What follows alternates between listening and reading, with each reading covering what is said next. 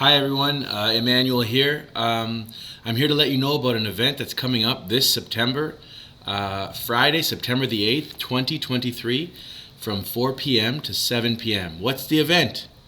It's a bit of a somber event, and I do want to give a little disclaimer. This event has to do with extreme mental health topics and the topic of suicide. So if you don't want to hear about this, just scroll down. And yeah, that's the disclaimer.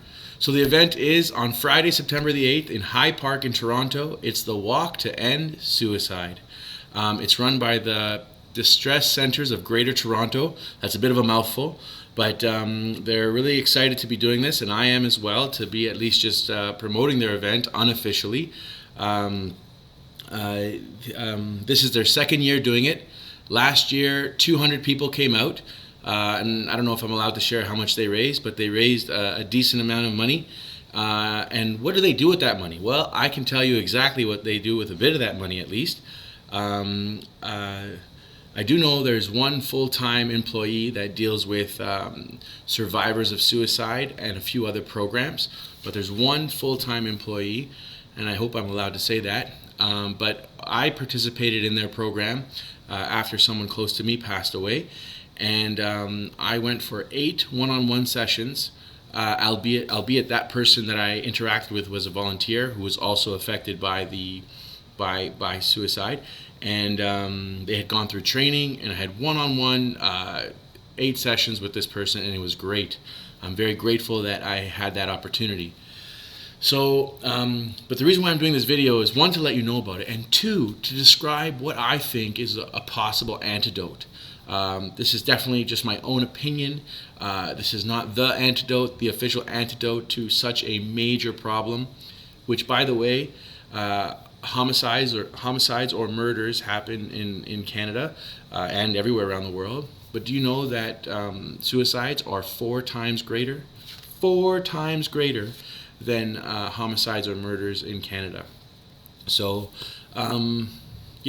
that's pretty big. So every time you hear on the news, oh, someone died by murder, well, just times that by 4, and that should be the number of that is affecting Canada with this topic. So I think one of the antidotes, and it's only one antidote to this big challenge, is the permission to self-love, permission for self-love. Also, knowing how to self-love, and then 3, doing it for yourself. And then 4, and this is maybe the biggest thing, not feeling guilty about it. Maybe our parents' generation, I'm 39 years old, so my parents' generation, they weren't taught that maybe, or maybe they were and they just chose not to do it because of whatever.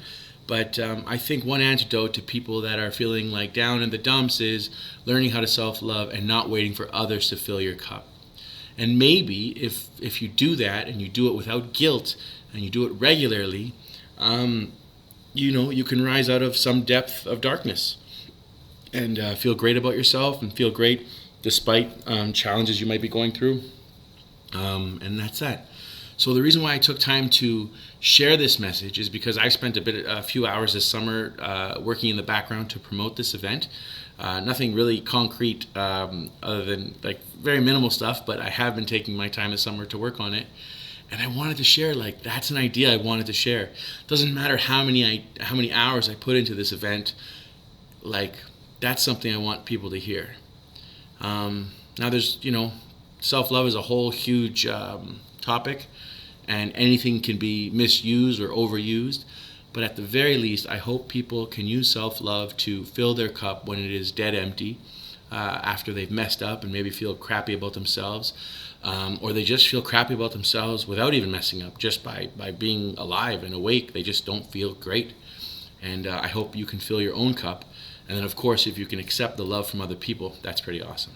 So Friday, September the 8th, there's a bunch of people getting together in High Park. It's not the best time, 4 p.m. to 7 p.m. That's not a great time, but I do want to find out why they're doing it at that day and time. I believe they chose it for a specific reason, or maybe just logistics. But I hope you can make it. Share it with a friend. Come out yourself. I've been to a similar walk and it was free to register. You were allowed to register and not have to donate any money. I presume that's what they're doing as well. I did email them recently to double check, but I haven't heard back yet. But 99% you can show up, and not have to pay a penny to show up and to walk there. And I hope you can make it. And then, of course, if you want to give a few pesos, you're more than welcome to. But I don't think you're going to be required. Thanks for listening to a great day, a great weekend, and a great rest of August. See you on September the 8th. Take care. Bye for now.